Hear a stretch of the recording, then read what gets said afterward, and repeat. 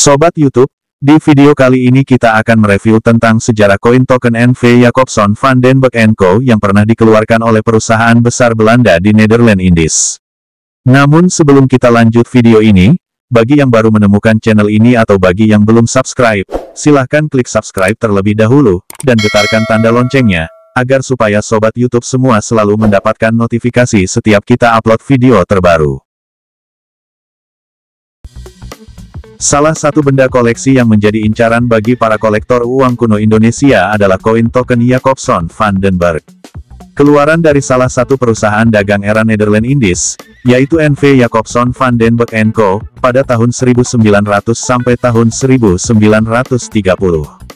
Koin token ini berbentuk bulat pipi, terbuat dari bahan tembaga atau yellow copper, dengan berat 2,18 gram, diameter 20 mm. Pada bagian depan atau di bagian obverse terdapat desain bergambar wayang kulit, yang menghadap ke kiri dikelilingi teks melingkar bertuliskan Jacobson van den Berg & Co. Di bawah gambar wayang terdapat tanda bintang. Sedangkan pada bagian belakang atau bagian reverse polos atau datar, yang terlihat hanya ada lingkaran mutiara di bagian tepi mata uang. Koin ini diproduksi dan dikeluarkan oleh salah satu perusahaan produsen kertas milik Belanda, N.V. Jacobson van den Berg. Menurut pendapat salah satu akun di Facebook, yang bernama Pameran Pribadi, koin token ini hanya bisa dibelanjakan di lingkungan perusahaannya sendiri. Dan, koin tersebut digunakan untuk membayar budak-budak pekerja atau karyawan di perusahaan tersebut. Itulah salah satu cara mengikat budak pekerja, kalau diberikan uang yang dikeluarkan bank, para budak bisa menabung dan sewaktu-waktu bisa meninggalkan perusahaan tersebut setelah punya cukup uang. Tapi, kalau dibayar dengan koin token yang hanya berlaku di perusahaan, maka para budak pekerja akan terikat dan tidak akan lari kemana-mana. Namun ada juga yang berpendapat jika koin token ini digunakan sebagai token perdagangan, maupun untuk dibagikan kepada mitra kerja dan pelanggannya, khususnya yang ada di Pulau Jawa dan sekitarnya. N.V. Jacobson adalah salah satu dari perusahaan terbesar Belanda pada masanya, yang didirikan di Den Haag, Belanda, pada tanggal 1 Juni tahun 1860. N.V. Jacobson van den Berg & Co. atau Jacobek bergerak di bidang perdagangan ekspor-impor, jasa asuransi, dan industri. Memiliki jaringan bisnis yang luas dan kuat. Kantor-kantornya tersebar di seluruh dunia seperti New York, Rio de Janeiro, Sao Paulo, Buenos Aires, Montevideo, Singapura, Kuala Lumpur, Penang, Hong Kong, Tokyo, Osaka, Kobe, Sydney, Melbourne, Brisbane dan Batavia atau Jakarta. Jacobson van den Berg merupakan salah satu dari The Big Five, 5 perusahaan raksasa milik Belanda, selain Internatio, Linde Tevez, Borsuimi dan Geowehry. The Big Five ini, membentuk sebuah trading house yang kuat dan menguasai jaringan bisnis perdagangan, produksi, jasa, industri serta distribusi di berbagai negara di Hindia Belanda atau Indonesia. Jacobek memiliki sejumlah kantor cabang di Indonesia, antara lain di Jakarta sebagai kantor pusat, Medan, Sibolga, Padang, Bengkulu, Jambi, Palembang, Teluk Betung, dan Pangkal Pinang. Untuk kawasan Sumatera, di Jawa, terdapat di Cirebon, Bandung, Semarang dan Surabaya. Di Kalimantan terdapat di Banjarmasin, Samarinda, Balikpapan, dan Pontianak. Selain itu, kantor cabangnya di Makassar, Manado, Ambon, Denpasar dan Ampenan. Jacobson van den Berg & Co. sejak tahun 1934 menjalankan roda bisnisnya di gedung megahnya sebagai kantor pusat di Indonesia yaitu Toko Merah atau Gedung Merah, letaknya di sebelah barat kawasan Museum Kota Tua Jakarta, atau tepatnya di seberang terminal bus kota yang berjejer dengan gedung-gedung tua lainnya.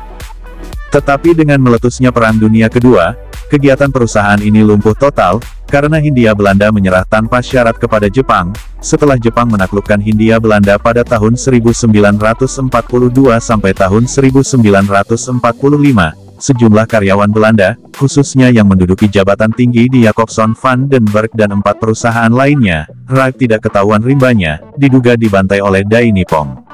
Pada tahun 1946 setelah Jepang menyerah dari sekutu, N.V. Jacobek kembali menempati sebagian dari bekas gedung kantor pusatnya dan tahun 1947 seluruh bangunan telah sepenuhnya ditempati oleh perusahaan ini.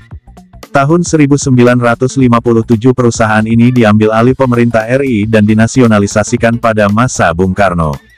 Ketika dilakukan penyerahan kedaulatan dari Belanda ke Indonesia sebagai hasil dari Konferensi Meja Bundar atau KMB, di Den Haag pada tahun 1949, masih banyak persoalan yang belum tuntas.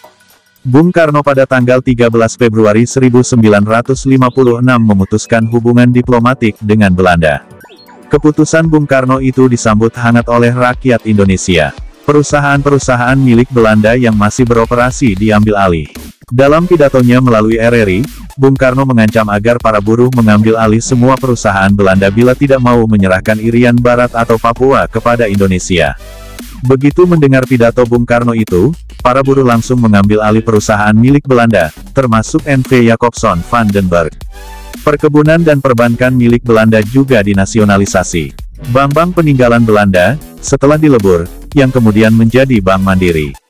Sedangkan The Big Five kemudian dilebur menjadi PT Dharma Bhakti.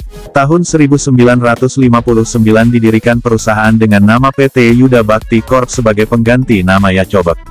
Pada tahun 1961, PT Yuda Bhakti diubah status dan diganti namanya menjadi Perusahaan Dagang Negara atau PDN Fajar Bhakti, yang merupakan peleburan dari 6 perusahaan negara yakni Penyuda Bhakti, PT Kartika Panca, Permata, Tantular, dan NV Sauna.